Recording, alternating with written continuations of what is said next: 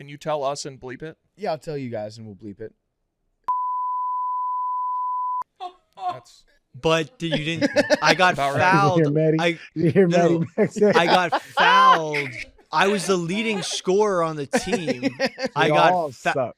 You guys are gonna try to cook me for this, but I literally was getting fouled so many times. I went to the line 3 times. Ass, bro. I've seen you play basketball. It's okay.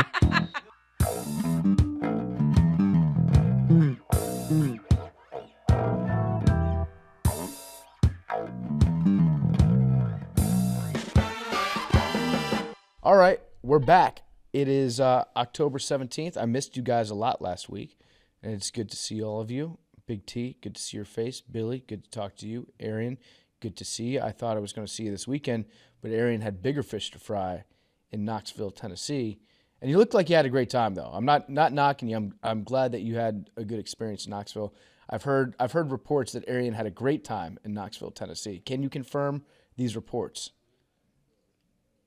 You're talking about you heard reports, bro. What does that mean? It's word on the street is you had a good time. Arian, did you big What's time? the word on the street? No, he didn't big time me. Not He big didn't time? Nah. No, don't say that. Shit, I didn't go there for PFT. What you mean? Nah, all the homies got up and it was just I couldn't get away. So it was like, we had a whole bunch of shit going on. And so I love you, man. It's all good. Yeah, it's all good. It's all good. Arian was there seeing friends that he probably hadn't seen in a long time. Dudes he played with, dudes from college. It was a special weekend. It was Eric Berry's they put him in the Ring of Honor. Yep. Because he's he's he's going to the College Football Hall of Fame. Oh, College Football Hall of Fame. Yeah. Eric Berry was so good. He was awesome. I loved watching Eric Berry play. My reports are coming from Big T, by the way, Arian, if you're wondering where the reports, if you have any great time, are coming from. Well, so my reports came from, so I had a couple people who unsolicited happened to be sitting near where Arian was down on the field, who sent me a couple reports. Now, I you can confirm or deny. One is, I think, confirmed. I heard it from 2 sources. The other is speculative, and you can comment if you wish. The first was, I heard we had a situation with a security guard. Damn, Big T. Not really. I just heard that but nah, well, I heard it was his fault. He wouldn't let me through the there's this section where you can go get drinks at the game. And I wasn't drink. You don't drink on the field, but you just go back there, have a drink, have some drinks with your boys, and then come back on the field. Yeah, I was passing through all game, and then it was third or fourth quarter. He was like, "No." I'm like, "What you mean no? Why?" And so I was explaining to him, "No." He's like, "You have the wrong pass." I'm like, "Bro, you I can go back there." And so I just went to go get another pass and went back. He was doing too much, but it was all good. It wasn't no big. Okay, the second one was, and we can cut this out of the show if you want. I don't know. I heard there was an older woman who was potentially trying to make a move on you. There was 4 of those. It's I only heard of one. 4 of them. Yeah, there was 4 of them, dog. That was a wild weekend for Cougars, man. Nothing happened.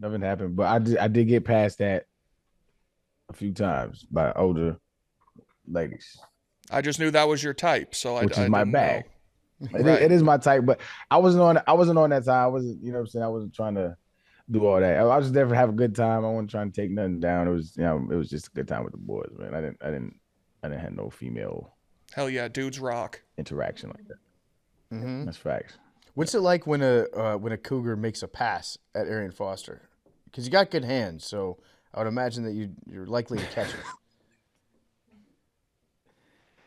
Okay, I want that on record. You've got good hands. I want that on record.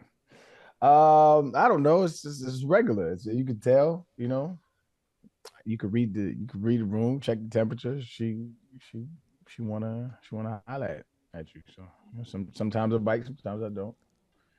I was on my best behavior this weekend, though. The one that I heard about was with her husband, apparently. I'm not going to confirm nor deny those reports. None of my business. All I know is nothing happened, so I'm chilling. Yeah. You're a good man. You're a good man, Arian. Just hang out with the boys. It was a boys' trip. It was. It really was. Yeah. And I golfed. I went to this place called Willow Creek, which I had seen when I was in college, but I ain't never really. I played maybe a little bit in college, but I wasn't like serious about it. You know, we just out there messing around. That course is beautiful. And shout out to this. So like I was like faded the night before, and I was on Twitter. I was like, yo, I got 3 spots because my dudes were supposed to come with me golfing, and they all ditched because none of them golf. And so I was like, I got 3 spots open. We filled the 3 spots, and it was with some pretty good players. Like they shot in the 70s. Like they was nice. And so it was a fun course, and we played from the tip. So it was dope. Damn. So random dudes just hit you up and they're like, "Yeah, I want to play," and they were all independently nasty. Well, there was it was a group of 3, and then some other dude. He wasn't as good as them, but there was a group of 3 that play that course, that specific course, like all the time. And they'd be shooting in the 70s. Like they opened up with birdies, and it was balling. I was like, hey, yo, shit crazy. Yeah. Well, I'm But glad you had I a good love time. playing with better players though. Yeah, I had a great time. Do you play better when other dudes are better than you? I sometimes yes, sometimes no. But what I like about it is you learn from it. You learn how they manage the course. You learn little tips and tricks. Like I play with this one dude, black dude, who has the best short game I've ever seen in my life. His chip shots from the around the green was some of the best I've ever. It's the best I've ever been around. But he was just so consistent and like getting it within 1 or 2 feet. Like every time he hold one out, but they told me before the round, he's like he'll hold one out, he'll hold a chip out. And I was like, that's a crazy prediction to make, and sure enough, he did. It was just his hands were insane. So I was just learning from him. I just like learning from cats who's better than me, man. It was dope. Mm-hmm. Nice, nice. I have something I'm peed off about. I'm peed off about one particular part of my Knoxville experience. I love Knoxville, great town. Always have a good time there. Love the people. I had a pretty bad Waffle House experience on Friday night. That's sad to hear. It is sad to hear. It's sad to experience. And when you go to Waffle House, you know that things can vary wildly depending on who's working. It's part of the The charm. clientele. It is part of the charm. So I'm not actually mad at Waffle House. Like I signed up for the possibility of something like this happening. But we went there after the concert. All the dudes in Carolina in the band. We went and we sat in the exact same booth that we recorded our podcast at last year. You remember that in Knoxville? We went to that one Waffle House, sat in that corner, and so I wanted to go back. Same booth. Sat down. Probably took like an hour to get the food out. That's tough. That's a tough start. It's- But again, It happens. It happens. that's Wahoo for you. It is. It is. So I'm not going to like complain about that. That was probably our fault for going to Waffle House at like 2:15 in the morning. Yeah, you should have apologized to them. Yeah, we should have. We crowded the restaurant unnecessarily. But there was a lot of unusual activity going on in this Waffle House. Let's just say that there were some guys that were at the counter. They kept getting up and sprinting outside, and very clearly like they were like selling meth or something in the parking lot. That'll happen on Paper Mill for sure. Yep. And so again, it's a Waffle House at 2:15 in the morning. This type of thing. I said it's pretty usual activity for Waffle House at that time. Yeah, and I mean the food wasn't the standard Waffle House that I would come to expect. The food was a little disappointing, but it's not going to sour me on Waffle House for life. It's just it's a crapshoot. Like one out of every 6 or 7 times you go to Waffle House, you have a bad experience. You get some soggy hash browns, no crisp on them. That was unfortunate. It was unfortunate. Now if it was my first ever experience at Waffle House, I'd be like, I don't like Waffle House. I'm not going back. But because I'm a seasoned Waffle House veteran, I know that this is like. That's the price you pay, is you have a bad meal every once in a while, knowing that you'll come back the next time and it'll just blow the doors off you. As someone who hasn't been able to have Waffle House in I don't know how many months, I would have killed for your experience. Yeah, a bad night at a Waffle House is better than a good night at any other 24-hour diner. Worst day of fishing's better than the best day of work. There you go. That's a good way to look at it. And yeah, there were just some significant meth activity going on in this Waffle House. I'll just put it that way. That'll happen. And I was looking at the dudes that were getting up and sprinting outside, coming back Get inside. any? I did not get any meth. No, I'm not a meth user. That's one drug I think I'll never touch. It just seems like the risk reward of doing methamphetamines doesn't seem to be in balance with what you're looking for in life, really. But Gotta hear both sides. like I won't knock it until I've tried it. But you know how in Breaking Bad, Jesse Pinkman, played by Aaron Paul, he's always wearing like a very distinct. There's like there's a fashion sense that goes along with being on meth, and I don't know what it is about the drug that makes you want to get like, I want a black sweatshirt, but I want flames all over it. I want pants with like 20 zippers, and I want boots that also have zippers all over them, and then I want like 4 lip rings, and then one like huge gauge through the bottom of my lips. It's there's like something about meth that makes you have terrible, terrible fashion sense, and this is coming from me, somebody that has. Nobody's ever described me as being a great dresser. I think that's what those people would be wearing anyway. I think it's the fashion sense of the people who are predisposed to meth rather than meth causing you to make those choices. You think so? I think That those could be people right. would be wearing that regardless. You know what? Before I took meth, I wouldn't wear any wristbands. But now that Right. now that I use meth on a regular basis, I've got 9 multicolored wristbands on each arm, and I cut thumb holes in the sleeves of my sweatshirts. Yeah. Because of meth. Yeah, I don't know if that is meth or if that's just like the type of people that would want to be around meth. Yes. Well, meth is probably a vasoconstrictor, so that's why they're always wearing sweatshirts because they get cold. And the zippers is probably because they're trying to hide their meth everywhere. And That's a good point. something I do know about meth is meth heads tend to go on a lot of quests, like to like make money or to acquire meth. So they probably need a lot of supplies, which they're keeping in their zipper pants. I'm currently wearing zipper pants. I'm a zipper pants guy. I think they're a little more effective. They're like a cargo pants for the people who are even more prepared because zippers are just a superior way to close a pocket. And it's purely utilitarian. So I feel like meth guys are a little more rational in their quests. So they have like instruments and tools with them, maybe like a meth pipe, a knife, rope, stuff you need for quests. Yeah, that's actually a good explanation too. They're like the Boy Scouts of drug users, always prepared. Are you saying zippers are more effective than Velcro? Yes, I don't agree with that at all. that is absolutely Zipper like, can get snagged. zipper, Velcro, but you depends rip it on up, the grab it, task. pull it back down. the Velcro can very in the same way get ripped open. I trust the hell out of these zippers. What if they break though? See, that's the thing. If a It zipper depends on the breaks, task though. Like it just If you have like a zipper pocket, like for example, when I'm traveling, I don't have to carry a bag. I just have multiple zipper pockets where I can keep my charger in my knee pocket, my Lucy in my other knee pocket, and my You gotta grow phone, up. wallet, keys, all in my zipper pockets. I can like literally not need a carry-on bag because I can fill my zipper pockets. yeah, I guess it would depend on what you're carrying in there. I tend to agree with Big T because I never need like that extra level of security to have like shit locked in my pants. You know, Velcro, everything's accessible. You tear it open, you put it down. Very hard. Velcro doesn't really break. A zipper, if it breaks, you might as well throw those entire pants out. Yeah, but no zipper has broken on these pants. I've had them for about a year and a half now. Yeah. You guys are very helpful though. I think there's an element of truth to what you're both saying that it's if you're the type of person that would get into meth, you're the type of person that also probably is really into listening to the band Slipknot. And I think Billy's right about the quest part of it. They also had like the smallest U-Haul trailer that I've ever seen in my life. It was almost like it was the size of a Power Wheels car that was attached to like their Kia sedan that they had. And I've never seen anything that small. That's probably their mobile meth lab. Yeah, so I will be going back to Waffle House. This has not poisoned me on the Waffle House experience. I'll be back. Just a bad experience, you know? Like, you got to... Michael Jordan didn't make every shot. He didn't win the championship every single year.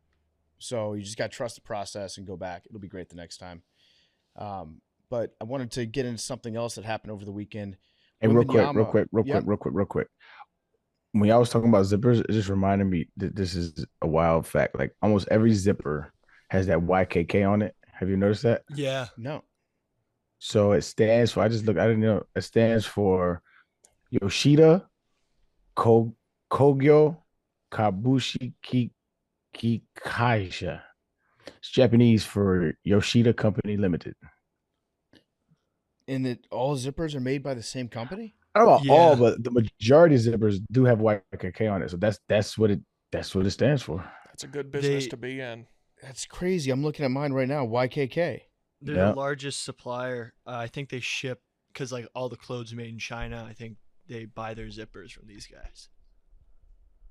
Damn! Shout out YKK. What a silent monopoly they have. Right. That's one of Who those else things you makes don't zippers? think about. Like I knew somebody whose dad owned the company that was like one of the country's largest suppliers of receipt paper, which is something you don't think about, but is like a lucrative business. Yeah. Of course. Wait, do they know? So like this is like a bro science thing, but turns out receipt papers are really bad for your testosterone. Okay. So does this person know that? Because there's like a I have no conspiracy. idea, Billy. You're probably that- the only person that knows that. No, there's like a conspiracy that receipt paper is being used to lower men's testosterone because every time you buy something, they try to give you the receipt. So I had a buddy who just like would religiously never touch receipt paper. It's How kind and of how big emasculating, how isn't much it? of a man is he? Because Well, his- he played defensive line and he squatted 550 pounds. but he was trash though. Yeah, he played D3. He had some vertical challenges. Time to start touching them receipts. It is kind of emasculating to get a receipt for something. It's like you buy something, they're like, here you go, here's your proof that you actually had enough money to afford this. It's like, And now I guess now most receipts they just email them to you.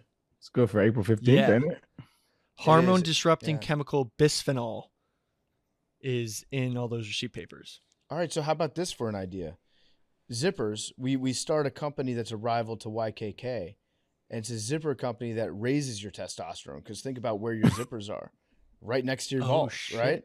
So if you just put like a small amount of some material in there that has testosterone increasing properties to it, I bet you'd make a ton of money. Cancel out the cell phones and receipt paper. Yeah, exactly. These are the only genes that will make you produce more sperm. Wait, I haven't heard the cell phones are emasculating men too. Oh, yeah, that- Radiation.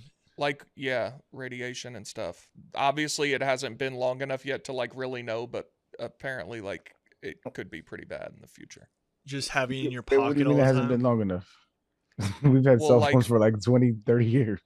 Yeah, but I think in term the level of radiation it gives off isn't gonna like give you cancer in a year. Yeah, I don't know. I guess I'd have to look at that. Anyway. I haven't heard that. Big I don't know T, enough about it, but I have heard that it's like they think it could be a problem. Does your receipt paper friend know, like, because they think that big receipt paper is like trying to feminize men? So do they know? Can you talk to your friend? Is there like a grand plan that they're involved in? No. Haven't receipts been around for a long time though? Receipt paper, the certain paper they use in those like spools at the checkout, like you know how it's a little different. It's got a weird film. Yeah. Yeah, but that's been around forever. I don't think it's been around as much as you think. I think it's like only been since the 70s. If only was there was a also- device we could check. Yeah. There was also a theory a long time ago. I think it was an urban legend that every town knew about that Mountain Dew lowered your sperm count. Did you know that? I've heard That was something when we grew up. similar, We grew. That was big when we grew up. When we grew up, Mountain. It was a yellow 5. I think it was Yep, yellow, Yellow 5. 5. Yeah, That was the chemical that allegedly lowered your sperm count. I don't think there was any truth to that whatsoever. But at every all. I town used to knew about it. down Mountain Dew, and my little swimmers. They swim too good. Yeah, you got some powerful swimmers for sure. Created in motherfuckers- Knoxville, Tennessee, Mountain Dew. Was it really? Is it really? Yep. Wow, That's I crazy. didn't know that. Whoa. But yeah, we need to think of like there should be a competitor to YKK out there. That's crazy. I didn't know that every zipper basically was made by the same company. They got to make so much money. I mean, zippers are big. Yeah. Aren't there some religions that don't do zippers? Like Amish. I think Amish don't do zippers. Yeah. Right? That's- Oh, Yeah, wait, it's what's too the- advanced. I feel like What's the zippers reason- would be big for them with no technology. but they have buckles. They don't believe in zippers. I think. But there's no way. What's the utility behind that? Like, what that is that? Is that doing work? Because that's their thing, right? You can't do work. Well, no, I Or- think or they have like technology that farm does and the stuff. work for you, right? Yeah, Right, so it's yeah, like yeah. yeah. So that I don't understand the zipper thing. Okay, the Amish. 10 things you might not know. We should have an Amish person on the podcast. Do they That know how would- to use They Riverside? wouldn't be Amish then. There's wouldn't they? there's an ex Amish guy on TikTok that I watch that's really interesting. Oh, He like goes back to visit his mom like once a year and stuff and talks about it. It's very interesting. I really bunch want of- to. That's a great. talk to an We Amish should do person. that episode Wednesday. Amish. See if we can get Yeah. somebody ex-Amish. Because if you're Amish, we'd have to like blur your face and you know Okay, what's so according to USA Today, on their 10 things you need to know about Amish people, plainness is the governor of Amish clothing. Some groups are restricted to black and white, while others allow muted colors. Buttons are frowned upon because of their potential for ostentation. So I guess that means just flashiness. Like you could have a flashy button, so they don't like those. Oh, look at you, Mr. Buttons, walking in church. The fuck do you think you are? It's like a dress code at a bar. Like no buttons. Buttons could be used to signify One- gang membership. One button per customer, please. Such things as Velcro and zippers are banned. Instead, clothes are fastened by pins or hook and eye closures. Slightly smarter clothes, such as capes, are used for religious services. Yeah, no zippers. No zippers. So there are probably very few meth head Amish people. did you They'll hear probably be the about last straw? did you hear about the national emergency thing getting a bunch of Amish men in trouble? Oh, for secretly having phones? Yeah. That's They're just like in their big meeting and it just goes off and everyone's just like, "Oh my god, he's got a phone." yeah. Imagine somebody planting one on somebody else to try to get his rank decreased. You know what I mean? Like, You're bad Amish. I do see Amish kids on TikTok though. With secret cell phones? you Yeah. follow off Amish kids on TikTok, bro? No, it's just they just pop up on the feed because they go viral. Because everyone's like, "What the fuck? I thought they weren't allowed to have phones." It's Amish kids and prisoners who are like the two that always pop up because they're like, "You guys aren't supposed to have phones," and it's like a bunch of Amish kids hanging out in the woods somewhere, just messing around on TikTok. What would that do for you? Remember that PFT? Yeah. Mm-hmm. What would that do for you? There's a there was somebody who was texting somebody and who was in prison. And they text the wrong number, and the dude was like, he's like, "Aren't you not supposed to have phones?" He's like, "Mind your business." He's like, "Well, I'm telling." He's like, "And what would that do for you?" Prisoners should be allowed to have phones to make whimsical TikToks. Oh, that's a nice thing. Give them a creative outlet. Let them don't express mind. themselves. I don't mind. I want to talk about Victor Wembanyama real quick. So, did you guys see the highlights that came out of Victor over the weekend Pretty good. in a preseason game? Mm. I think he's broken the game of basketball. He's just so big and he moves so fast that I don't see how teams can get shots off against him. It's wild. There were like 2-on-1s and he was defending both guys at the same time and they couldn't get a layup off. They tried to kick it out of three-point line, and then the dude from the three-point line was like, "Well, I can't shoot because he's just going to block this too." It was crazy watching him play. I've never seen anybody play like him. He jumped up from outside the restricted area, jumped straight up, mind you, like not at the basket. He jumped straight up, reached out, and dunked it. He's insane. He's an insane guy. And Big T had a very spicy take about Victor that I would like to embrace debate, Big T. So you have the floor. Well, it appears that I might be wrong, but he was. I want to get his numbers right real quick. I thought his numbers in the French league as a 7'4" guy should have been a little better, and that he might be a bust. That's all. Appears that could be off. Yeah. Happens.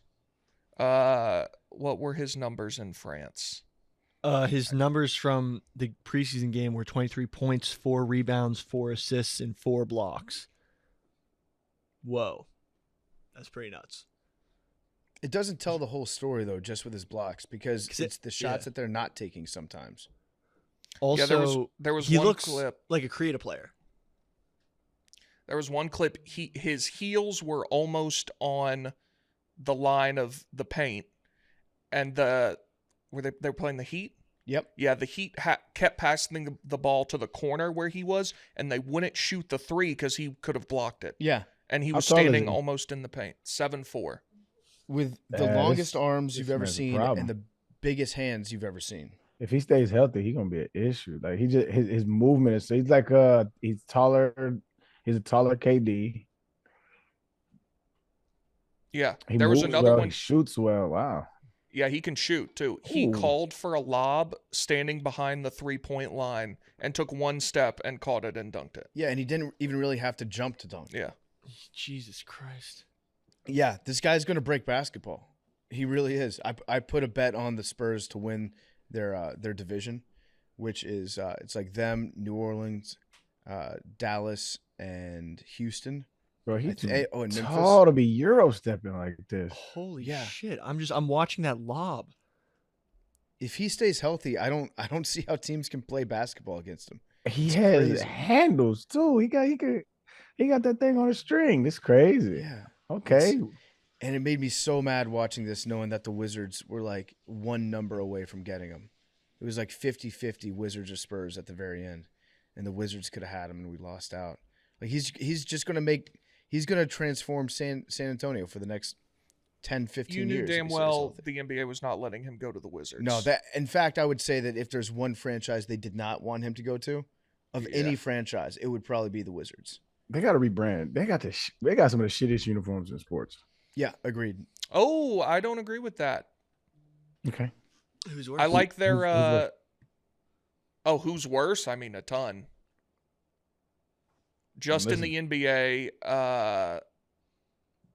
I don't love the Hawks anymore. They used to have good ones. They don't now. Yeah, they're not that good, but I would say they're better than the Wizards. I don't like the Magics. You're their throwbacks are good. insane. The throwbacks are good, but the current They ones I don't whole- like with they all whole the catalog fire. no pinstripes on basketball You're uniforms. crazy. That's too. basically- Oh, I love the That's pinstripe That's your Magic shirts. baseball. That's your baseball bias, bro.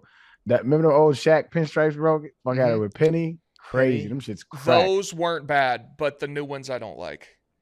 They do their thing in Orlando. I like the uniform.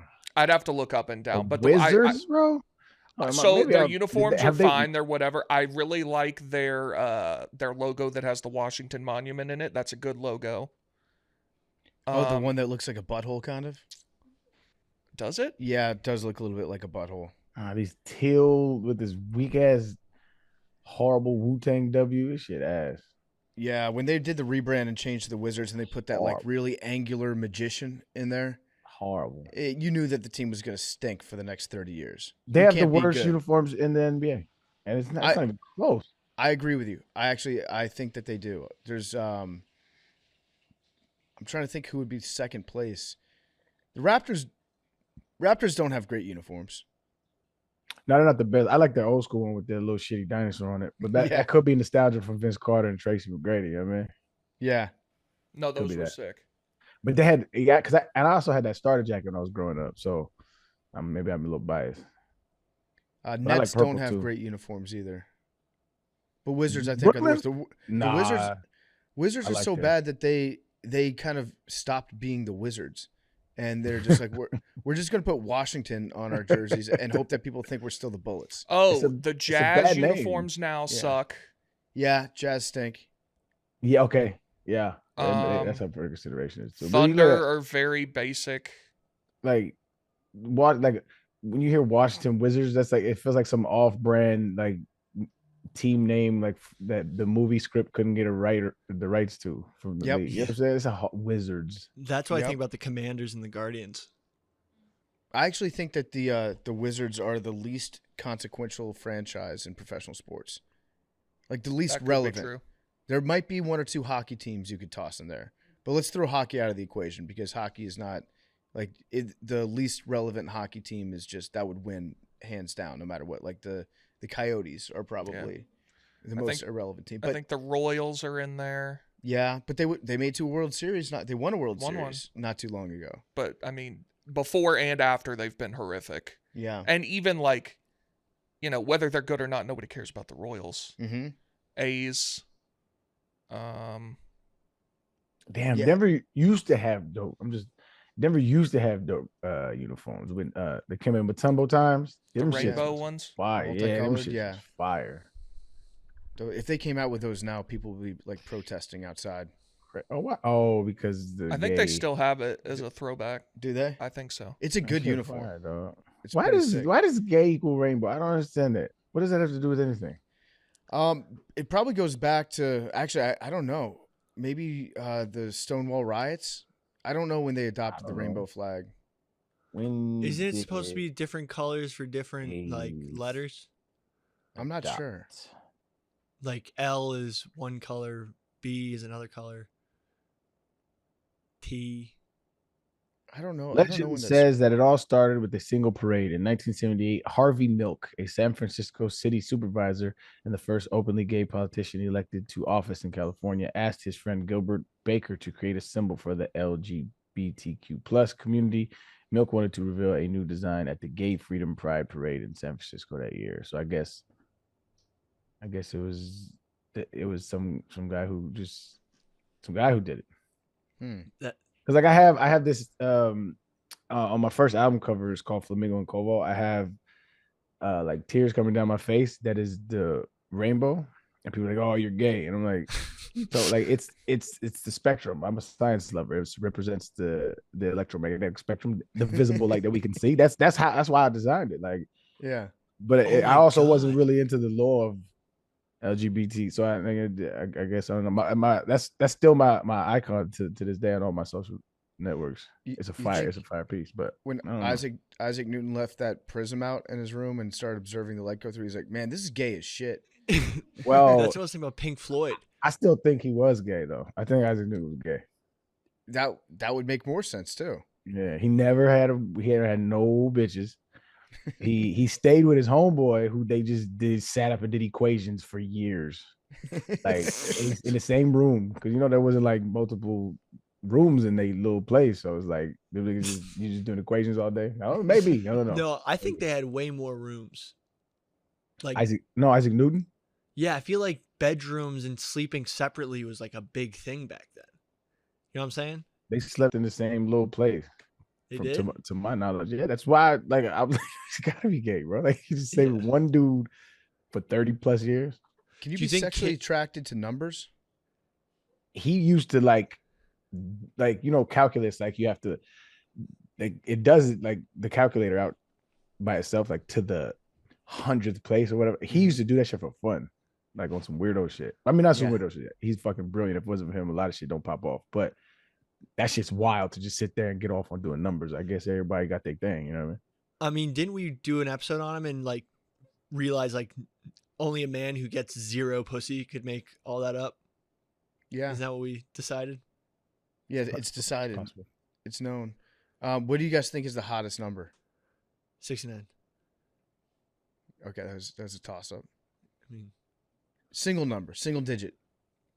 What do you think Isaac Newton would look at and be like, "Damn, Eight's thick eight as is hell. thick. Eight Yep. is thick." Yeah, Exact yeah. same thoughts. Smart man. Eight's thick. Yeah, but he might not like 8. He might like 6. 7's a Yeah. freak though. So yeah, seven's bad news. Seven's Seven's a freak, crazy. dude. You can't divide that shit. 7, 8, 9. 7, Yeah. 8, 9. Seven is trouble. We've all dated a 7 before, 9. and scared of it's 7. fun. 7's great for like a week or two, and then you're like, I gotta get back to a 4 here. Where's my 2s at? Is there an 5. 8? If you find an 8, hang on to the 8. 5 is a sneaky little like, oh, straight lines. You think like, oh, you're boring, and then boom, hits you with the little curvy. 5's kind of a freak. 5's a nice surprise. Yeah, 5 is a lady in the street, but a freak in the That bed. absolutely. Mhm. That's correct. Yep. Got a little ass on it. Yep. Yeah. I'm a big fan of 0. Gets overlooked, but Yeah. just a hole. Yeah. 0's nice. Zero's like a classical number. You just You want know? to jump right in with 0. The classic beauty. You gotta have your game on point if you want a 0. 1 is Taylor Swift. What? Oh, 'cause just skinny and tall? I didn't say that.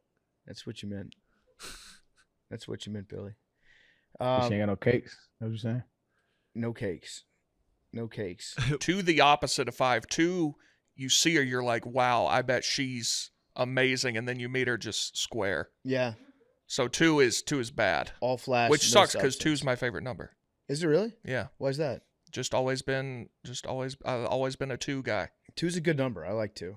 That was my high school number, dog. Hell yeah. Mission Bay. Shout out to the Bay, baby. Was that your high school bobblehead? Yeah, that's my high school uniforms. Oh, I like that. You had like the Michigan helmets? Yeah, we had the Michigan helmets. It was cracking. Those things are cool.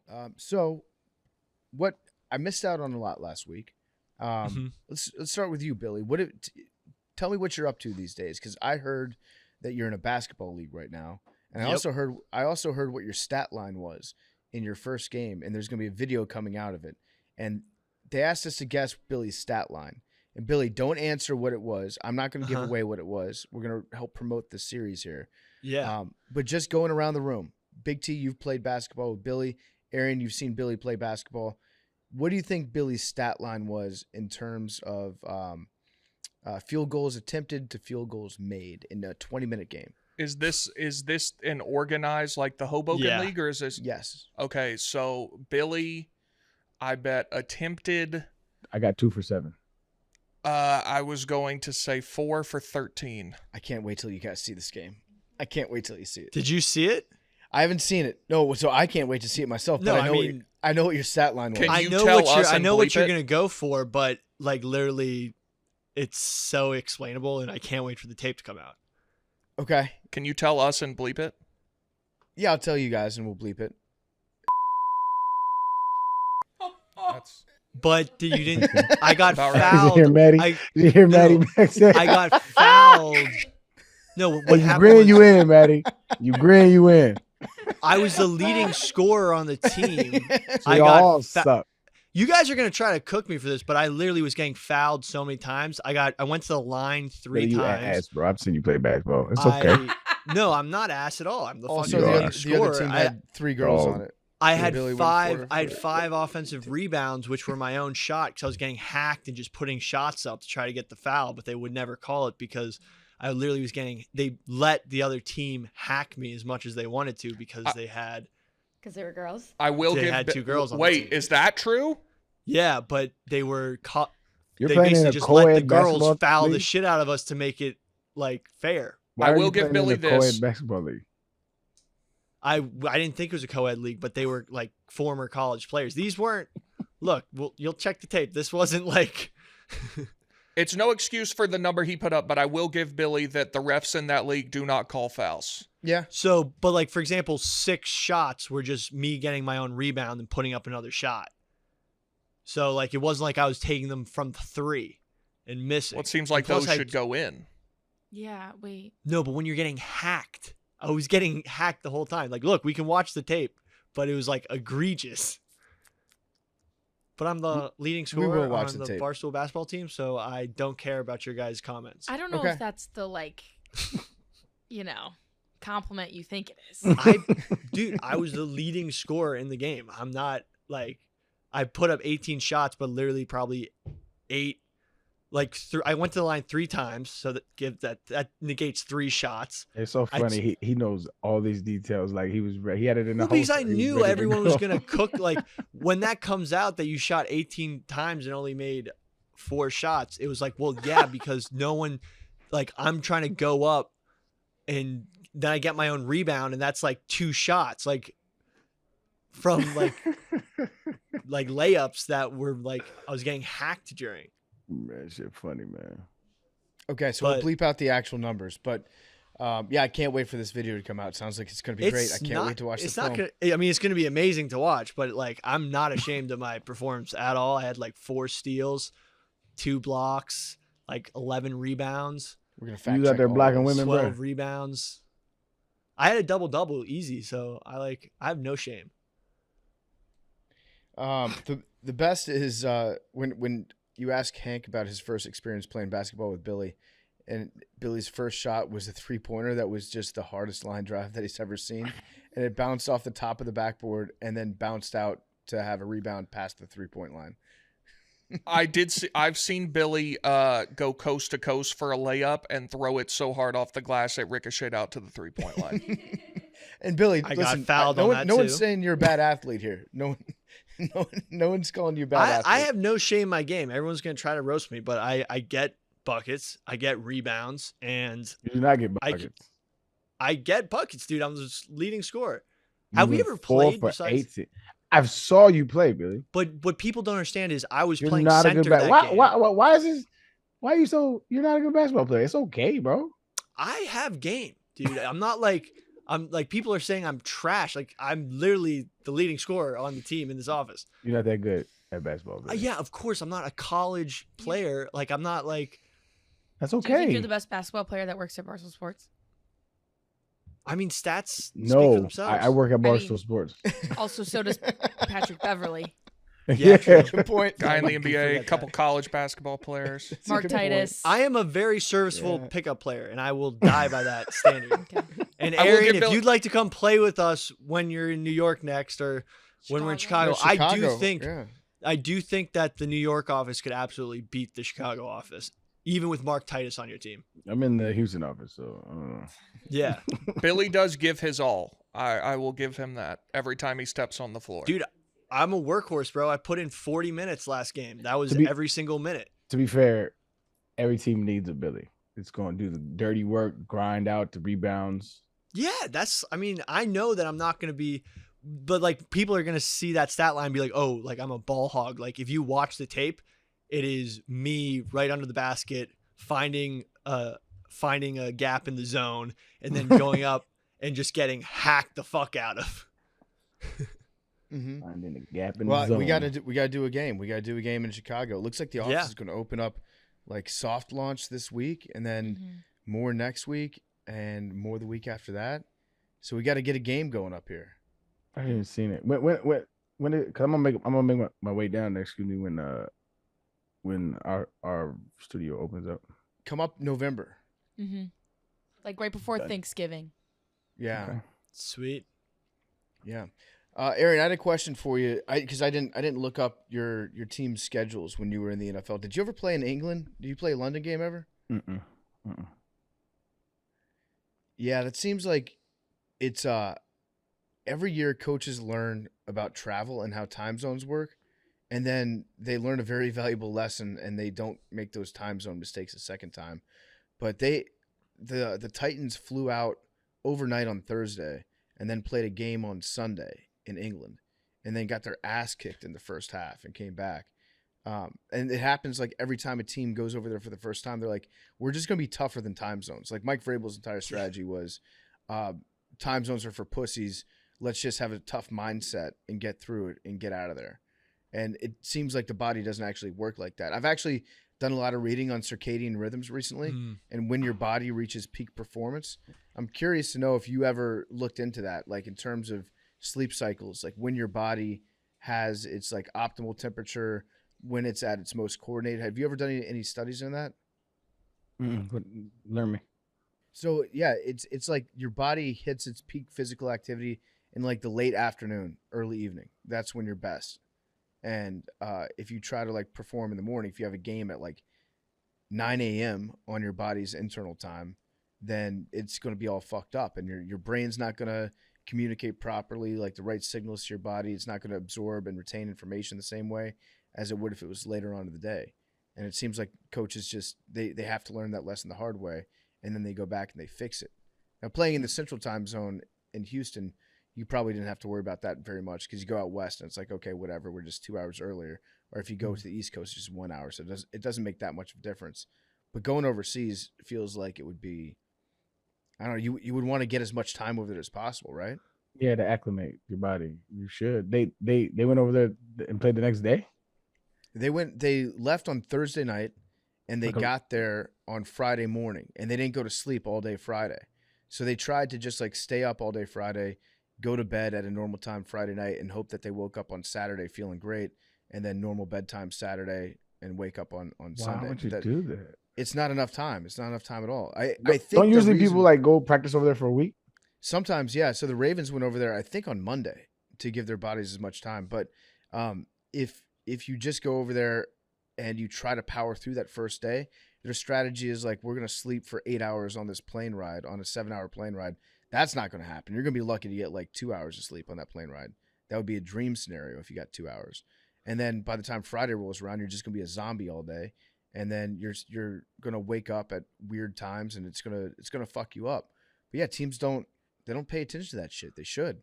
I mean, the military just would give their soldiers meth when they were doing overnight missions. True. That's like one of the main reasons meth became so popular. Like that's whenever, I could see Ryan Tannehill showing up on Sunday with like a bunch of zippers on his pants. yeah. Some new This is flame why tattoos. meth was invented pharmaceutically. Yeah, Pervitin. We did an episode of Nazi drugs. Yeah. All right, so tell you what, I want to do the Tennessee Minute. Let's get into the Tennessee Minute. We actually have a sponsor for the Tennessee Minute, and they're good friends over at Pie Wine. I've got some right here. You have some pie wine? I'm gonna have a sip of pie We've wine. been talking about pie wine when you've been gone. I'm gonna have a sip of pie wine. Outstanding product. It's the first official drink for pizza. I'm gonna try it. This is my very first review of pie wine, 13.1% alcohol. That's really good. That's really good. So it was designed to be drank while you're eating pizza. It's slightly sweet, slightly sparkling. It's the first official drink of pizza. How about that? I like that. I like that it's got just like a tiny bit of bubble to it. This is a perfect wine to eat with pizza. It's a perfect wine to eat with a lot of stuff, actually. Unlike canned seltzers, each can of pie wine equals 2 glasses of wine with alcohol between 10.5 and 13.5%. So pizza becomes pizza party very quickly. It was on Shark Tank where Mark Cuban, Mr. Wonderful, they love the product. The Sharks know what's up. Now you do too. Pie wine is pizza's new side piece. When you think pizza, you need to think pie wine, the OG pizza wine, loved by people who usually don't drink wine and accepted as the official wine of pizza. Pie wine turns pizza into pizza party. It was started by 2 best friends and stoolies. Pie wine elevates your slice and turns pizza night into the greatest night of the week. 3 flavors: world famous red, sweet za sparkling white, and classic crisp dry wine. Mix and match with your favorite style of pizza. Pie wine, pizza's new side piece. Visit piewine.com. That's piewine.com. I'm not kidding. This is delicious. I'm going to order pizza tonight. I'm going to drink pie wine. I'm going to watch Monday Night Football. It's going to be a fantastic evening all across the board. Sounds like a little bit of heaven. So I'm all in on pie wine. Thank you, Pie Wine, for jumping on board. And if you like wine at all, even if you don't like wine, you'll probably like this stuff. I would encourage you guys to try it. It is delicious and will probably go really, really well with pizza later on. So, Monday Night Football, Cowboys, Chargers. I actually have a question. I forgot about this. We got to get into the Tennessee Minute since it was brought to us by Pie Wine. That's okay. We'll do the Tennessee Minute. Good call, Aaron. We got to deliver for a sponsor. I was curious how that was going to fit in. Tennessee Minute. Welcome to the Tennessee Minute. Big T, you guys beat A&M. 20-13. Good, grinded out defensive football game. Old school Southeastern Conference football. That's right. You don't need all this Tennessee high-flying offense, this and that. No. We are a defense-first football team. That's right. That's what they say about Heupel, right? Yep. Our defense is actually kind of nasty. James Pierce, Arian, I don't know if you number 27, he's one of our defensive ends. Mhm. He's going to be – he legit might be a top 5 pick next year. He's nasty. He's great. Tyler Barron's been playing out of his mind recently. Mm-hmm. Our defense is legitimately very, very good. Now, the Joe Milton experience, to put it mildly, is not for the faint of heart. I would say my expectations for Joe Milton from the offseason to now have decreased quite a bit. But he's still got it in him though. That's the thing. Like, I know it's there. I know it is. We just haven't seen it yet this year. So, this is the week we've been looking forward to. Bama 5-1. If you win this one, Georgia.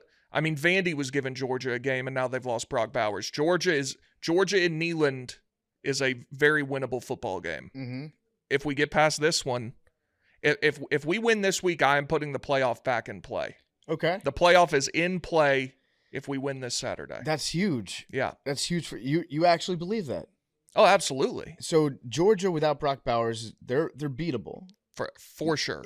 Is Brock Somebody Bowers... is beating them. I don't know if it's Tennessee or Missouri or Florida. If Florida finds a way to with Graham Mertz, somebody is beating Georgia. Is Brock Bowers out for an extended period of time? It looked like a pretty nasty ankle roll. He had surgery this morning that's supposedly 4 to 6 weeks. One of Tennessee's receivers had it last year, and it took 6, and he was not the same. And I'm being dead serious, like not saying this as a Tennessee fan. Brock Bowers should shut it down. He's a top 5 pick. Like, if he can come back for 1 or 2, I guess if they make it to the national title game, maybe you try to play. Yeah. But I mean, he has too much at risk to. I would, if I were him, I'm done at Georgia. I was thinking he would be a sneaky guy to be in the Heisman conversation. He is the best player in college football. Yeah. If it actually went to the best player, it's him. Yeah, so it's generally a quarterback award. So they give Right. it to whoever the best quarterback on the best team is. But Bowers had an opportunity, I thought, because they don't have a great quarterback at Georgia. But he was clearly the best player on what should be the best team in the country. And they were winning a lot of games that they would get down in, and then they'd just be like, okay, it's Brock Bowers' time. He's better than everyone. Let's just keep throwing him the ball. And if they had won every game using that formula, I feel like Bowers would have been in the conversation. His numbers aren't gaudy this year, 41 catches for 567 yards and 4 touchdowns, but that's being double covered on every play. Yeah. And that's halfway through the season. So if he finished with 80 catches for 1,100 yards and 8 touchdowns, he would have gotten a lot of votes for sure. Yeah. So you're all the way back on Tennessee then. I mean, it depends what happens this Saturday. What's Do you the think spread Bowers this Saturday? translates to the NFL?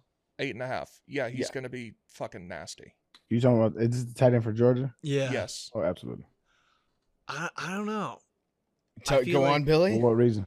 He's like unbelievable. Oh no, I want to hear this. This is where Billy shines when he gets into his like, well, Derrick Henry really isn't that good of a short yardage back, which he turned out he was kind of right on. Like he gets leg tackled a lot. Yeah, in the his legs backfield. are too long for short yardage. Yeah. There's more to grab. Now he's still like probably the best or one of the top 2 or 3 running backs in the NFL. And he will just absolutely punish you. I mean, if you in try to space, tackle he's him. insane. But No, it's Billy, just like- I've heard more and more actual professional football players and coaches say similar things to what Billy said, and we laughed at Billy. We laughed at him. We hated him because he told the truth. Exactly. I mean, So my tell me- Zach Wilson take has Oh, God. aged decently. No, it hasn't. Although there he- is a difference between Zach Wilson with no headband and Zach Wilson with a headband. All right. No, my Brock Bowers take is that he's a very, very good. His speed is one of his advantages, but he's not that big comparatively to guys in the NFL. Like, he's bigger and faster in college, but it's way harder to be bigger and faster in the NFL. You know what I'm saying? Like So his he's 6'4", strength. 6'4", 240. That's pretty big. He's big, yeah, but that's a pretty average size tight end in the NFL. But how do you account for his movement? Right, his movement's amazing, but in the NFL, speed is just at so much more of a premium. Like, So I don't you're think saying he's he's not- NFL are you saying fast. he's not gonna be fast able in to- college. I don't think his movement in the NFL will be as comparable. So is all I'm Billy, saying. I think Billy, he'll run tell- maybe a 4.5, 4.6. I need to see his 40-yard dash. I want to see his GPS speed, which is something that you can't really see unless, he's in the Senior Bowl. I want to see, like, if his speed is truly NFL comparable. Billy, That's give all me, I'm saying. I give me an think he's NFL. thinking it's Give too me a deep. comp for Brock Bowers. What do you think? What do you think his career is going to project to? George Kittle. Well, that's pretty So good. like one of the Yeah. best tight ends. No, I in mean, the like, NFL. Kittle, like, that's his upside. Kittle is definitely his ceiling, but I mean, he might, get into the NFL. The linebackers are faster than he had in college, and he's not able to do what he did in college against like much smaller and slower guys. Mm-hmm. Do you think he's gonna have one-on-one routes his whole career? Do I think he's going to face one-on-one routes in the NFL? No, what I'm saying is, like, when you get somebody like that, who he's special. He's not like Yeah. you don't have tight ends talking about getting taken in the first round really like that, unless Right. you're special. He's special. The reason why he's special is because he can create space from Right. route running, and if you can create space in route running, it's the offensive coordinator's job to put you in positions to do that. So unless he's just getting double bracketed in the NFL his whole career, he's gonna be just fine. Kittle is 6'4", 250. Bowers is 6'4", 240. So, So basically like the same almost size. the exact same. Yeah. 6'4" is a great. No, I tight think end he's gonna. I think he's gonna be good, but I don't know if he's going to be able to do what he's doing now in the NFL because everyone's fat. Like his strengths in college, his size and speed and You're a playing big hater. space. I'm not a hater. I'm just Yeah, asking questions. anybody that's not Gronk as a tight end, you be hating on, dog. I It's true. just put this together, bro. You're not Gronk. He loves Gronk. Listen to what you said, bro. He said, comparably, he's going to be George Kittle. This man is a perennial Pro Bowler. What are you talking Yeah. about? Also, this guy might be Gronk. Like he's that Right. good. I don't think See, he's look as at Billy, look big. at Billy. That Look, pisses I'm him just saying. I'm just like, I want to see his speed. I want to see like his combine numbers and stuff before, because Combine don't mean shit, bro. I know, but like when it comes to like players, if they're gonna translate, it does because like It a lot of doesn't. guys are just I ran way a bigger. 4.7, Billy. That shit don't matter, bro. No, but like your GPS speed might have been is definitely off the charts. Who is You know a what I'm player? Who is there a player in college football that you think like will be great in the NFL? Because I've never heard you like hype up somebody other than Zach Wilson for whatever reason. No, Caleb reason Williams why- is definitely going to be insane at the next level. The reason he hyped up Zach Wilson was because Zach Wilson made one cool throw at his pro day. It was one cool throw Look, where he was it is rolling hard out to his get left and he excited. threw to his right like 55 yards downfield. His off-platform throwing Yeah, ability is that's next the level. one that he's talking Right. about, the one off platform. And Billy just was like, "Okay, I'm in love with this man now." But Billy, I will give you an opportunity. We'll monitor Brock Bowers' career. I'm just asking questions. The So- thing is, I more just bring up contrarian viewpoints when everyone's like, "This guy's insane," and then it's like, "Well, let's like look into that." So, talk to me about The New York Jets. the New York Jets and your boy Zach Wilson. I mean, they beat the Eagles Yeah, handedly. Maybe not handedly. I was at the game. It was insane. it was not handedly. Yeah, it was. It was You lucked out a little bit. Well, not lucked. It came down to the wire. the defense is so goddamn good. I mean, think about this. The Eagles didn't attempt a single brotherly shove the whole game. Is that true? Yeah, it never really happened. I guess Jalen Hurts had a touchdown run, but that wasn't really a. It wasn't a wasn't push the push. play. They didn't do it the whole game. Yeah. And defense was amazing. Zach Wilson was serviceable against a very good team. I mean, the past 3 weeks, I mean, he's been doing pretty well. Yeah. So, if Aaron Rodgers can come back, would you want him back or Zach Wilson? I mean, Zach Wilson could be better than Aaron Rodgers, right? I mean, the thing is, no, we're not going to say that, but a healthy Aaron Rodgers, of Yeah, course. shit, But PFT. Aaron Rodgers I'm coming just off an using injury, Billy's own words. That's all. I mean, Aaron Rodgers is definitely doing BPC 157. Did you see him throwing before the game? Yep. He was looking extremely healthy. So you think for, BPC 157? for how many weeks? Yeah, that's the same stuff that we gave you for your elbow. Yeah, it works. This stuff works. It fucking works. Wait, but can I ask a question? What does his throwing have to do with the Achilles that he tore? It's just he was moving around and he's off crutches and his like a recovery is like so far ahead of schedule. Mhm. It's kind of like what the hell's going on. Got it. So I think it would be very stupid for him to go back out there and risk re-injury, Mhm. just for like, and then maybe jeopardize next season, just to have him come back early. Like he might not like. Look at Joe Burrow. He had a calf injury that was obviously affecting his play. Mhm. An Achilles injury is just like a way worse calf injury. Mhm. Oh wait, hold up. Brock Bowers is getting ankle surgery. Yeah, that's why we were talking about him. Oh shit, my fault. Yeah, he got hurt the other day, and yeah, he had surgery today. Is his season done, or is it like one of those just cleanups? It's 4 to 6 weeks, but like he could be out the rest of the season. Who knows? Hey, if anybody knows Brock Bowers and listens to this podcast, go ahead and shut it down, player. Go get your money. dog. Agreed. Don't worry about That young man needs to be healthy. Kirby this. Don't worry Smart. about this shit. If he's a good man, we'll keep him out. Don't worry about There's this no shit, man. reason to risk that young man's future and his earning potential. I'm gonna sit it down. You're gonna make millions for the University of Georgia. You're gonna make millions for yourself. But brother, you a top 10 pick. Go ahead and sit it down. Agreed.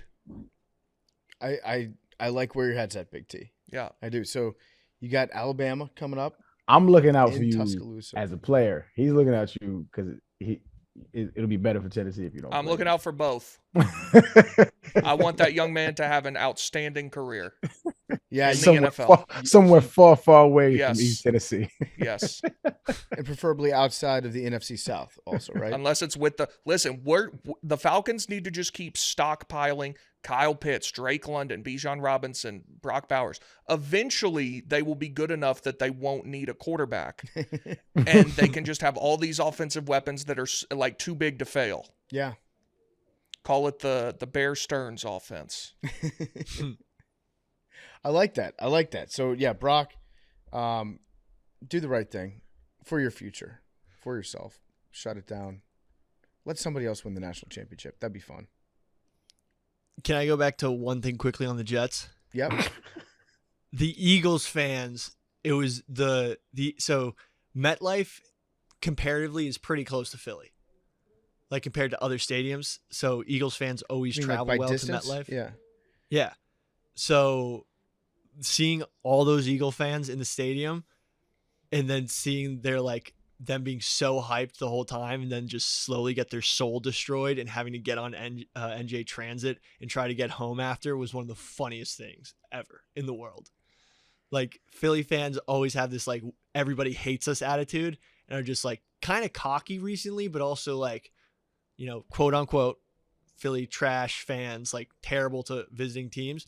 They got absolutely like they were tuck-tailed going out of the stadium. It was one of the funniest things to see in person. Yeah, they didn't expect to lose that game. Yeah, But they let you guys hang around for a long time. Your defense was really good. like we were chirping the hell out of these Philly fans leaving the stadium, and all they could say was like, "You'd never say this in Philly. Like you never say this in Philly." I was like, "You're gonna let another man tush your push, push Philly, your tush." Listen, stadium fights are some of the dumbest things ever. I'm they not really saying are. fighting. We were just chirping them. I'm not saying that, Billy. I'm talking about Yeah. just stadium fights. And I know you were probably like making jokes about like, oh, put your man's touching another man's butt. Oh, loser, get back on. That's whatever. That's one thing. But like I've seen a lot of stadium fights. I don't know if there've been more stadium fights recently. Maybe post COVID, people just missed that human contact so much that they get out in public and have to fight each other. It's scary as shit, man. Like it seems like once a week I see somebody getting punched and their head hitting the concrete. That shit sucks. Like going to an NFL game is scary sometimes. Like you can't bring your family to an NFL game anymore. I think it's more that they always happened. There's now just more phones. It's a possibility, but I feel like this stuff it I doesn't happen. remember in high school, I was in San Diego, and Oakland was visiting. I think I might have said this a long time ago, but Oakland was visiting, and they said that there was more. The newspaper article came out the next day and said there was more arrests in the stands than there was total rushing yards. Oh my God. Do you think that shit happens more at NFL games or at college games? Well, the college games, I see a lot of pledge fights. That's like hilarious. You'll see like these dudes in blazers and suits, just like two frats fighting each other in the stands. It's like in It's high school. It's like very me under the where- bleachers. It's just different like fraternities. They're like, yeah, it's going to go down at the game. Yeah, I mean, you'll just see these little freshman pledges just getting their ass handed to them by these other guys who you can tell are upperclassmen from another frat, Yeah. and that definitely spills into later that night. But The it's one of the funnier bro videos. wars. Yeah, I think But there's a it's- lot more jawing at college football games, but like fist fights are at NFL games. Yeah. I agree I- with that. I do think it's like one of those things. Like, it's because social media is so much more prevalent now. We're seeing more of the fights. But I bet if you look at the actual numbers and statistics, that fights have been going like reducing in NFL games. Back in like I used to go to football games back in the early to mid 2000s. I went to a lot of Redskins games at FedEx, and there was always like that feeling, like just be careful because people are gonna be fighting all around you. Like people are looking to get into a fight. That's their release. They go to football games ready to just throw down with somebody for whatever stupid reason they have. But it feels like it's been happening more. I actually do get the feeling like football, NFL football in particular, makes people want to fight each other more than NBA, more than NHL, more than like basically any other league except for probably like British Premier League, like English Premier League and British soccer, and Stakes are higher. European soccer. Like you be passionate about basketball, but like we got 82 of these games. Yeah. Football is like this shit hit different. Yeah. Also, a lot of them are former football players and like as fans, and then they get that same adrenaline watching the game. And you know what I'm saying? I'm skeptical about this. I'm saying that a lot of, I bet if you a ask lot of football fans are former football players. high school football players, Are you talking about yourself, Billy? Or are you saying that? no, Yeah, I'd I say heard a lot what of you said. a lot of people who were probably in the fights are like gearing up for the game, and they just think about the times that like gearing up for a football game. If you're playing in it, you also get like your blood pumping, and you kind of have that same response to a game you might not even be playing in. So you get very pumped up, and then you start drinking, and a fight happens. They should have mutual combat zones at NFL games, Yeah, like a rough and rowdy or like a boxing ring somewhere in the stadium. And if you really want to fight somebody, put gloves on, put headgear on. We got a referee. Keep it safe. Everyone goes home for dinner. yeah. No, but I feel like it's just there's more exposure because of social media with these fights. Because think about it, like I've seen 2 fight videos from this weekend. One was Bears fans, and another was I think it was Vikings fans. And think about of all in the whole NFL, how many people go to those games. I've seen 2 fights on social media. It's I've probably seen- way more. Yeah, I've seen a few more than that. But think about it, that like per capita, that's pretty low. Right, but you didn't see any fights at all at MetLife. I saw 0 fights at MetLife. Oh, all right. Well, And the maybe- Eagles fans were there. And the reason I'm talking about it, like Eagles fans are fun to talk shit with. Like they're fun to get into it with. So Mhm. that's why I'm talking about it. No, it never got like physical. It was just like it's fun to chirp with. It is fun to chirp with them. Eagles chirp a lot. I got a question for you guys because there's a very, very funny tweet that I saw last week. Ken Jack brought it up. And I want to get your feedback on it. This is from an account called Chargers Truther. They're a big Los Angeles Chargers fan. Could have And guessed. here's their take that they put out there. This is going to upset some people, but if I was running the Chargers, I'd cut back on the social media stuff. We're here to hit people in the face and be warriors, not make jokes and be funny. Let's be serious. Talking about their Twitter account, because the Chargers Twitter account makes a lot of jokes, Good TikToks from the Chargers. good TikToks. They put out a lot of original content, very creative team over there. They're always winning awards and shit from the NFL for best social media. But this Chargers fan is upset because they're making too many jokes and they're being funny, and it's negatively affecting the team, according to Chargers Truther. And then one account replied and said that the social media has zero to do with drafting, coaching, and our play on the field. And Chargers Truther replied with, "It affects team culture." Do you think that your team's Twitter account being funny and trending whenever possible online affects the win-loss record of an NFL team? Embrace debate. I would need to look at more teams with great social media accounts and see. I know the Titans have a great social media team, not doing incredible this year. There could be something to that. I would say, that's somebody's job Yeah. to do that well. And like probably if you're making funny TikToks interacting with the team, probably creates a good atmosphere in the locker room. Yeah, Probably a fun place to go to work. I think is it the Chargers TikToks where they do like the mini mic and they like interview the players? They do all Yeah, sorts. like I think that would be like fun for them. Like Yeah. to do something other than like think about football. Yeah. Do football players just constantly think about football all the time? Like they wake up in the morning, where's my playbook? Where's my playbook? No, they like to joke around. They like to fuck around like anybody else at work. Blooper. The jokes are a little bit different when the Braves lose, right? From Blooper? From Blooper, yeah. Well, Blooper. we a all tough had go. we all had a rough week. He had a tough go of it. It's in a rough Philly. week for everyone. He got like death threats left and right from That's Philly what fans. they do. He came at the Fanatic. They defend their guy. What's the series count, Big T? It's done so. It's been Oh, over. they lost. Damn. You You asked me the other day. You were like, "Hey, you doing good since the Braves lost?" I was like, "Yeah, I'll be all right." I figured you knew it was over.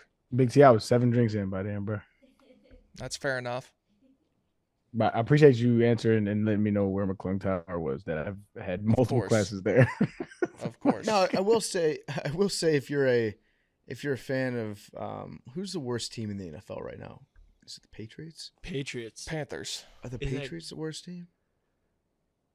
Hey, where the how are Belichick fans doing? They're not good. They're not good. We have one on part of my take with Hank, and he just doesn't talk anymore. He's just depressed, and yeah, they're not. The answer is they're not good. But Are they willing to admit that players win games and not coaches? yeah, I think they've reached that conclusion now. Now after seeing Mac Jones for a few years, It's That system shit is the dumbest shit I've ever heard. I got that shit a lot when I played too. They go your system. I was like, bro, they won't have 1,500-yard running backs every fucking. You know what I'm saying? Like, they ain't no system though. You can either get it done or you can't. Mm-hmm. I think that there are some systems that are more friendly to a quarterback that don't ask you to do as much. There's systems that are favorable to skill sets, but that doesn't mean you're gonna thrive in it just because. Like, you got to go out there and play. Yeah, it turns out having the best quarterback to ever play football on your team was a good thing, and having a bad quarterback leading your team is a bad thing. One of them. Thank you. So yeah, let's say like the Panthers or the Patriots, either one of those two teams as this example. If you're getting your ass kicked week in, week out, and your team is like doing a lot of jokes and shit on social media, you probably will get frustrated and you're like, I don't feel like laughing at this because I'm in a bad mood because my team keeps losing. But which I would say that doesn't make the team lose more, that their social media account is making jokes online. But I like was salt in the wondering wounds. nowadays how that works, because I remember like when I was in the league, we were specifically like, you keep quiet, don't cause a stir when we're losing. Like, they hated that shit.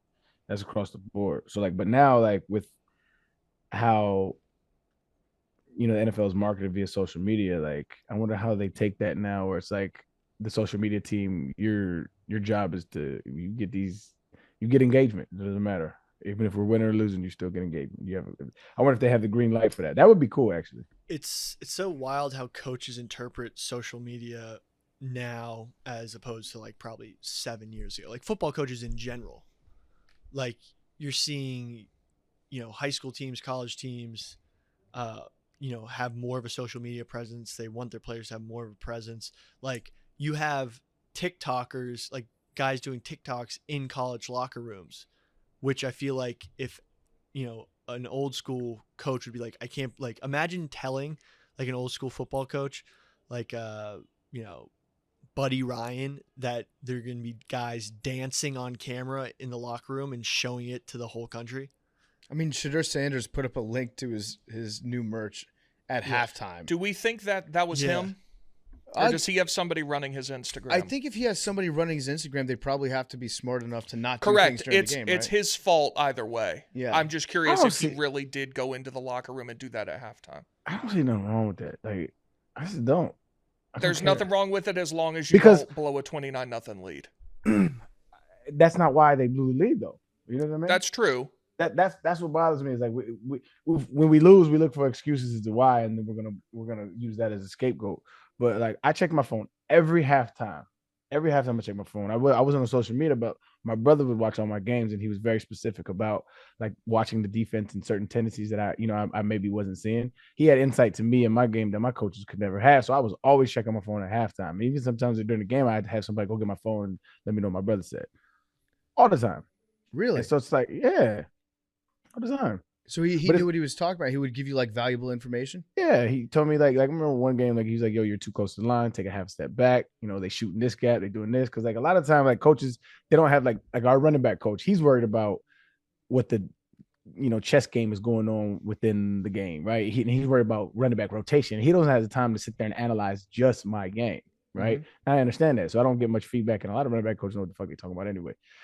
So like my brother, he's with me my whole life. He understands my game. He understands our, offensive scheme. He knows football. And so he would be like, okay, look, they doing this. They keen on this. Do this. And a lot of times it was very valuable information. Was there anything in particular that he told you to do that actually like turned a game around for you? Yeah, well, like the one I mentioned was one time I was, and this is just unbeknownst to me, like, they teach you to line up 7 yards behind the ball, right? And so after a while, it just becomes second nature. You don't even have to think about it, but it's 7 yards behind the ball. I was like at 6.5. Okay, I kept lining up like a 6.5, and he was like, take a yard back. He said, he said, go to 7.5. And when I went to 7.5, I stopped pressing up on the line so much. And so that kind of it opened up the game for me in the second half. And so little stuff like that he did all the time. Would he be watching live in the stadium or from watching Sometimes TV? Both. Sometimes both. I almost want to ask him if he was able to have a better view of the game from television? Nah, stadium. Because stadium was better. The majority, you can't see like the safeties a lot and what they're doing.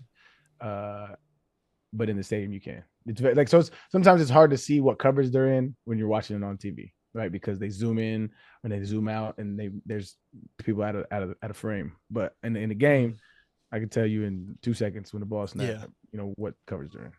Is there a difference between checking your phone to get like coaching advice and also tossing a link up to your new merch? Not really. I don't think the one saying... thing we don't like athletes to do is market themselves, right? We hate that. But why do we hate that? What is wrong with that?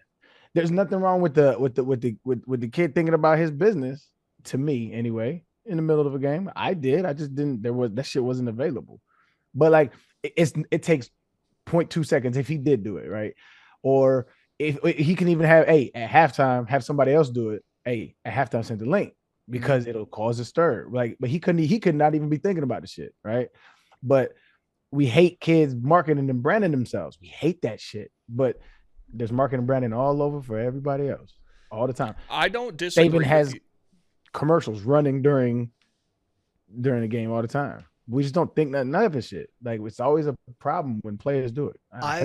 I've thought about this a lot because that was like a huge problem in my brief football career, was that like having social media presence was a negative. And because coaches, and I think the reason why it was before was it was always something people could point at if, you were playing badly or, the team wasn't doing that, as well as things, like this kid has a Twitter account and it's got a lot of followers and that's why we're losing. Like an outsider could point at that and be like, that's why the vibe's off. Or like, if a team did something, but now that everybody's doing it, it's not a difference where like one team's doing a lot of social media and one team's not. Everybody's doing it now, so it's become more accepted. But like way back, an athletic director or a booster or someone in the press could point at that one nail that's popped out, that one unhammered down nail like that's standing out, and be like, that is a problem, and for anything, even if it isn't actually, just because it's different than the code of silence that used to be. You remember Chad? Oh, go ahead, people. I don't have a problem with players marketing themselves at all, but I am going to make jokes about them if they put up a link to their merch store at halftime and then they blow a 29-point lead. That's just kind of how the game goes. Yeah, that's the byproduct of it. He can't get mad at the jokes if that's what you choose to do. Hey, I'm not banging for that. I'm just banging for, like, I just don't see anything wrong with it. It happens all this. We are now in the biggest marketing era that this world has ever seen. This is what y'all chose to participate in. This is what you get. I think there's ways to manage it in a way that it's not. I just don't think it's as crucial. Like, what I'm saying, the kids need to focus on it. Like, shut up. Like, let that kid do what he wants. It ain't hurt. He not the reason they lost. If he actually like missed meeting with like his quarterback coach or missed an adjustment that they're going to make because he was working on his new line of hoodies that was coming out, that's one thing. But yeah, it's not like it takes a long time to upload that. Now, I think it's actually worse if it's not him, if it's somebody else that's running it for him, because that person should know better than to put up a link like, wow, he's supposed to be in the game, knowing that he will get all these jokes if they end up losing that game. That's a bad social media team that he's got working for him. Well, it was probably preordained. Like, at halftime, do this. Yeah. Or maybe at halftime, if we're up by big, do this. You know what I mean? Yeah. That's probably what it was. And then they let it fly, and the results were what the results were. But I don't think it's a big deal. Like, I was at the his daddy is prime time, the most marketable athlete of all time. You don't think he's like, hey, do your thing, just make sure you play. Yeah. Absolutely. I was at the FSU game. How did they blow that lead? Well, 'Cause it they were- was on Friday, but they just Oh, sucked. He was sitting in the stands I by was himself. no, I was technically working. That I receiver. love that. Wait, hang on. Certain keywords come up from Billy that he hopes that you don't bring up back to him. Billy, so explain to me what technically working looks like. I was technically at a client's event Okay. promoting a brand that we work with. All right. What were you doing? Working. What were you doing technically working? No, we were doing promo for Pink Whitney, but I couldn't Oh. watch the game. What was promo? Promo was holding a Pink Whitney event. Yeah. And what were your oblos? What were your obligations at this event? We had tons of deliverables that we accomplished and got done. So, Such as social media content that was produced. what were you doing physically? What were you doing at the event?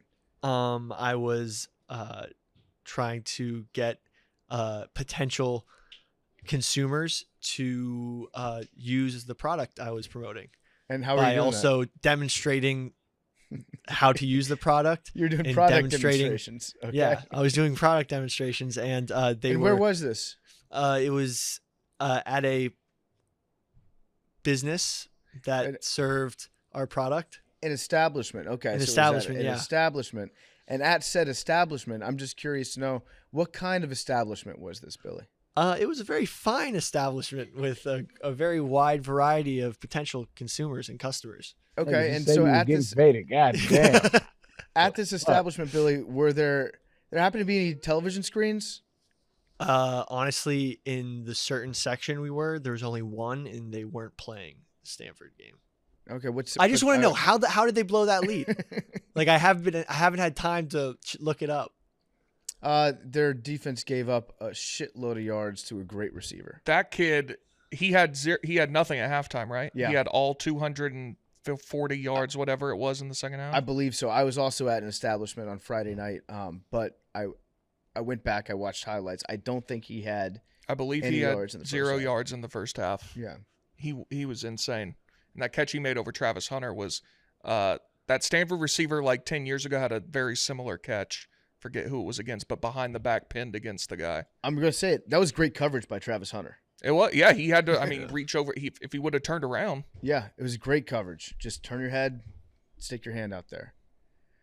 All right, well, Billy, I'm glad that you were working so hard and so diligently on Friday night. Yep. Appreciate you. All right, anybody else got anything they want to get into here? I would like to do the Amish episode on Wednesday/Thursday. I will down go with that. find an Amish person. Do you want me to like tweet out on the Twitter, I like don't think we'll reach them. the Twitter, like or no, but like if you're formerly Amish or know a formerly Amish person? I want to find this TikTok guy and see if we can get him. I'm gonna go catch an Amish person Don't do that, Billy. That's Don't do that. I kidnapping. think that's You'll go to jail. kidnapping. with the net. We're pro Amish. We're not going to make fun of Amish people. We want to learn more about their culture. and What is, more about Billy? What are you like? I just think it'd be so funny to go to Lancaster. And kidnap someone? No, like the idea of me Where? going to Lancaster, Amish country, and like looking for an Amish person to like bring back to the studio is kind of comical. They would kick your ass and you would deserve it. That's what I'm saying. I know. Yeah, I think know. they're like country strong. Yeah.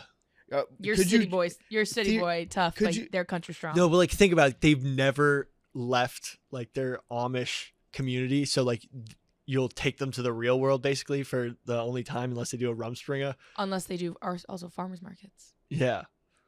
Which is Could you like imagine theoretically taking an Amish capture- person. Could you capture an Amish person by having like a net with a zipper on it? Because you could close the zipper, but then they wouldn't be allowed to open it up the zipper. That's what no, but like how funny would it be to like take an Amish person, kidnap them, and just show them New York City and all this technology they never experienced before? It would be like taking someone from like back in time Yeah. into the future. Yeah. They had Hey, a show like- called Breaking Amish Yeah. on like TLC. hey, Times hello, Mr. Square. Amish person. I'd like to give you the gift of crippling anxiety. Yeah. Times Come Square like experience the might modern world. like break their brain.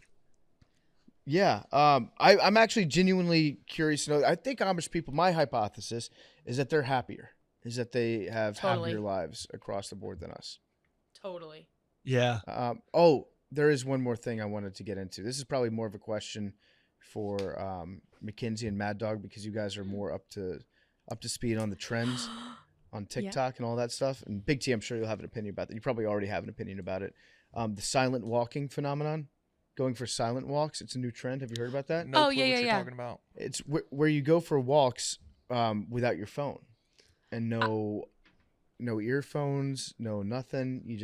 You go out for a walk. This trend was actually invented by a lady on TikTok, a podcast host on TikTok about 6 months ago. She invented going for walks, and she talks about what a relaxing experience it is, how soothing it is, and how much she's gotten out of it. There is another New York City Instagram influencer that claims on her podcast that she invented the silent walk back in January, which predates this silent walk by a good 3 or 4 months. So there's a big fight going back and forth, and we're trying to figure out and get to the bottom of who invented walking. We might have. But Or Did Big we? T specifically.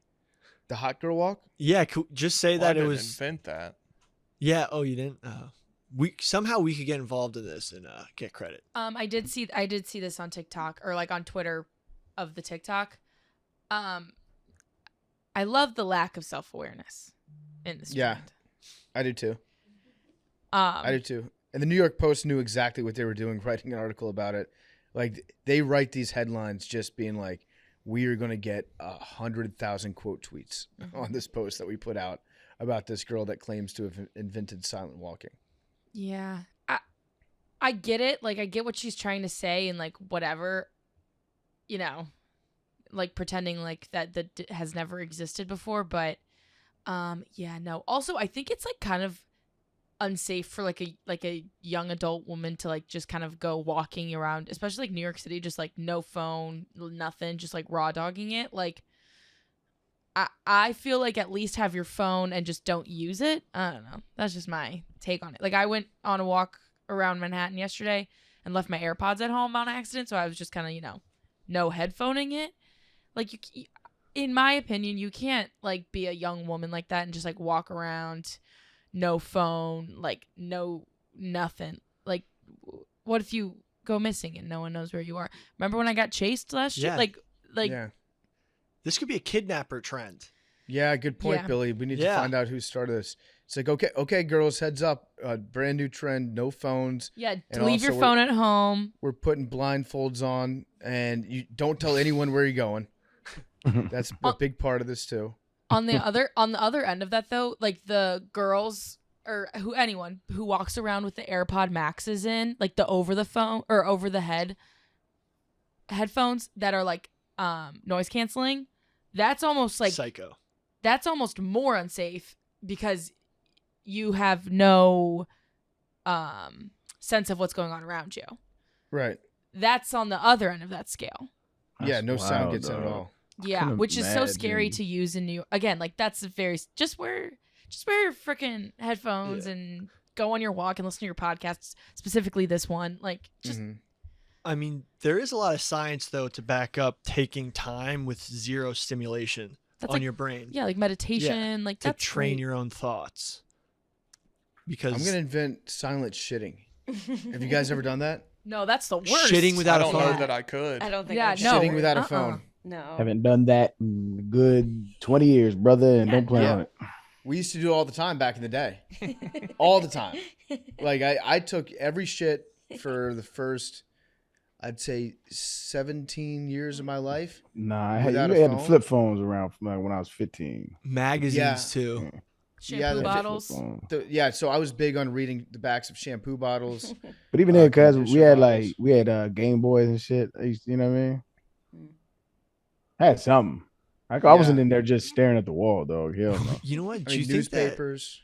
Do you think that evolutionarily we get heightened senses and want to like focus on something when we poop because we're at that time is when we're the most vulnerable. So we're like looking out for predators. Yeah, we're And that's- exposed. That's why dogs look at you when they shit. Yep. To make sure that you're covering their six, right? Mhm. Yep. It's a fact. It's a Yeah. fact. That's true. I took a shit. You the got other me, day. fam. Yeah. Had a big lunch. You got me, dog. It's like whistle if somebody's coming. I took a shit the other day without a phone, and it was awful. It was terrible. I hope to never do it again in my I'd life. imagine. That's the worst. I'm Were you traumatized scared?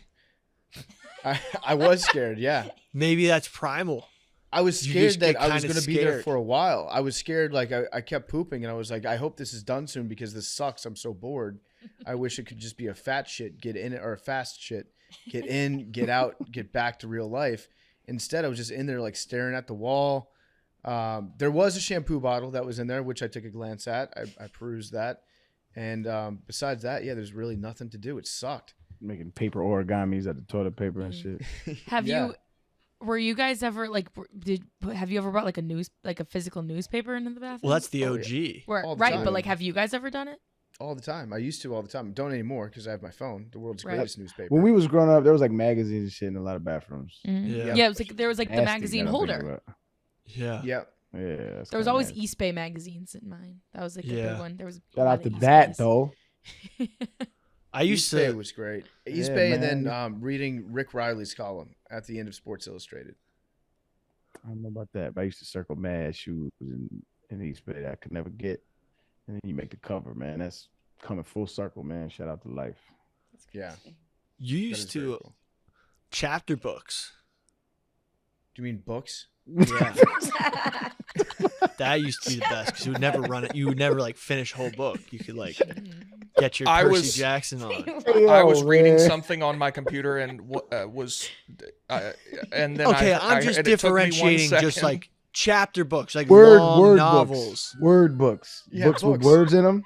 Books I'm have just chapters. the only reason Unbeatable. I haven't Unbeatable. heard chapter books as a phrase since like second grade. I was Yeah. gonna The say, what is reason- the age when people stop saying chapter books? No, So but once there's a you- difference once you between graduate chapter from pop-up books. to chapter. I was saying that because like Harry Potter, it's long. Like if you were Chapter reading books. a good long You book, know, was perfect for with- pooping. Milestones, if you will, in the middle. But I was just trying to differentiate, like reading a book, which could be like like a small, like red fish, blue fish, as opposed to Pictures. like a long, like. Yeah, again, Novel. this is like Right, the that's cutoff when that you happened need around that second, third grade. differentiation. Yeah. But like I was just trying to, because like there's magazines, and then sometimes Books, like a bathroom book is kind of like a coffee What kind of table book? What kind of book is a magazine? It's a magazine. It's different. Like I was trying to be like not a picture book, not like a like I have a book that's just a bunch of pictures of American bulldogs. You're gonna be on the other side of the world. You keep digging, man. Keep No, but going. listen, I just don't understand what was so wrong with me saying chapter books. It's I think, funny, I bro. think moderately right. that there's such a thing specifically as- references. There's such a thing that are books that are designed and invented specifically to be read while shitting, and they're usually not. They don't have chapters. It's like pictures with words, Right. maybe some fun facts on them, that sort of thing. But I haven't heard the word chapter books Yeah. since I was probably 12 years old. So thank you for that, Billy. Well, because the thing is, like, sometimes that denotes a book that you may have written several poops ago that is still there in your bathroom. Whereas if you have a novel you're, like, working through, you won't be able to finish it or get bored by it because it's new. Right. Aragon. Got it. Okay. Percy Jackson is Well, a good example. Yeah. Amish people on Amish civilization on Thursday's show. So I have a hopefully buddy we can who get a looks good Amish. guest. Okay, we're not going to Get him on, bro. We got to talk to him. Yeah. How do you do it? I've got 2 more things real quick. Okay. Though. I have a teed off and a teed up. Oh shit! Yeah, go ahead. Teed up. I am a newly minted Costco member, Oh, congratulations! and I went to Costco for the first time on Friday. Unbelievable. Yeah. I mean, my new favorite place in the world. It's pretty good. Okay, It Big fucking T rocks. discovers Costco. I like it. What level did you get? You got the black card? No, so I did look at. I was like, what are the benefits up? Because that'd be a cool thing to have. And it didn't really. You have to spend like $3,000, and then you get like 1% back or something. I don't know. It was. It did nothing for me. Just a regular member, but good stuff. Teed off. I was talking with a friend of mine the other day. He lives on a farm, so does farm shit, as one does. And he mentioned that they had a cow die the other day, and I was like, "What do you do when a cow dies?" He's like, "You got to drag it off into the woods and let the buzzards take care of it." And I was like, have you ever in your life seen a buzzard when it wasn't eating something? Yes. Where do they go? I think I've seen them circling. Yeah.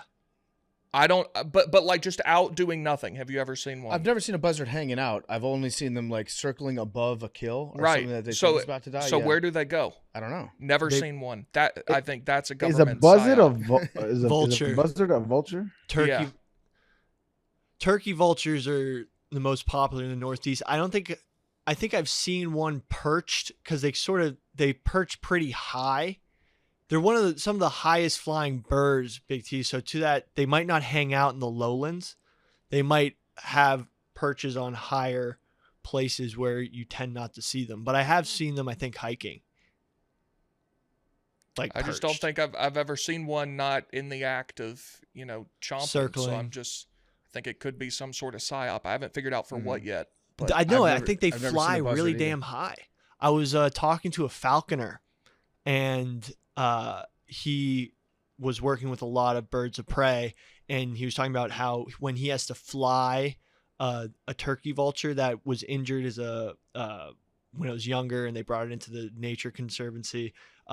So now he has to like fly it and then bring it back to captivity to exercise it. And he says he has to drive specifically to like a field and then a mountain so that the vulture can hit like the wind that's sort of the updraft up into the Mhm. mountain. And so he'll like let this vulture go and it'll fly like thousands of feet in the air higher than any other bird of prey, because that's how they get their exercise. And that's like they're different than other birds because they like can fly so high. So I Mhm. think that's why you don't see them, because they're either super high up in the air or they're perched in places that only they can get to. Yeah, they must have a strong perch game, like be able to get inside a thick tree, chill on the big branches. Yeah, good point, Big T. I've never seen a buzzard just hanging out before. Yeah. Life must be hard to be a buzzard. Just What? always searching for food. But they don't ever got killed nothing. That's true. It's a fair point. Because You get I mean, the all scraps. animals are always searching for food. They just little scavengers. They just Dude, they're actually leftovers. fascinating because they have such acute senses. Their like eyesight and smell is so good to be able to like be miles up in the air and like tell that there's a kill like miles away that is rotting. Like they can smell it from so far away. That's what's up. Shout out to vultures. Shout out vultures. They're also bald so that They're- they can stick their head in different orifices of Oh, kills. They're an integral part of the ecosystem. Shout out buzzards. All right, that was Buzzard Talk. We will see you guys on Thursday for Amish Talk. Can't wait. We're going to try to get a either a formerly Amish person, some sort of ambassador to the Amish community, maybe currently, I don't know, is that appropriate to say like a currently Amish person? That makes it sound like they have like a disease. That's A not what I'm going disease. for. If you're experiencing Practicing Amish. if you're experiencing Amishness right now, practicing Amish person. That's a perfect way to put it. Practicing My- Amish person or formerly practicing. Or Let my us know. buddy who looks Amish. Yeah, or Billy's buddy that kind of looks Amish. His name is Uncle Chaps. All right, love you guys.